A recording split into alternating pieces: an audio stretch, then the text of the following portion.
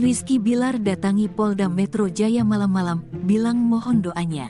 Rizky Bilar mohon doanya saat ditanya awak media mengenai tujuan mendatangi Polda Metro Jaya, Jakarta, Kamis, tanggal 19 Januari tahun 2023, malam.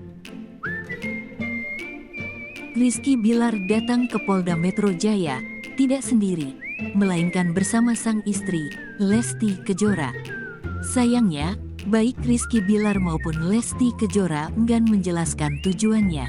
Kedatangan Rizky Bilar dan Lesti Kejora ke Polda Metro Jaya, Jakarta didampingi kuasa hukumnya, Sadrah Seskoadi. Hasil pantauan wartakotalive.com, tribunnews.com Network, di Polda Metro Jaya, Jakarta, Lesti Kejora dan Rizky Bilar keluar dari gedung Direktorat Reserse Kriminal Umum Polda Metro Jaya jelang tengah malam, sekitar pukul 23.50 waktu Indonesia Barat. Ketika ditanya awak media soal maksud kehadirannya di Polda Metro Jaya, pasangan itu kompak tidak banyak bicara. Rizky Bilar yang saat itu menggandeng tangan Lesti Kejora langsung menuju mobil.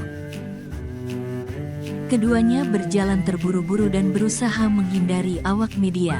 Mohon doanya, segera kita infoin ya. Mohon maaf ya Mbak Mas, kata Rizky Bilar, ujar Rizky Bilar. Selanjutnya orang tua Muhammad Leslar Al-Fatih Bilar itu tampak berjalan terburu-buru. Senada dengan kliennya, Sadrah juga enggan membeberkan agenda kliennya hari ini di kantor polisi. Ketika ditanya apakah Bilar dan Lesti hadir memberikan keterangan terkait laporan dugaan pencemaran nama baik, Sadrah membantah.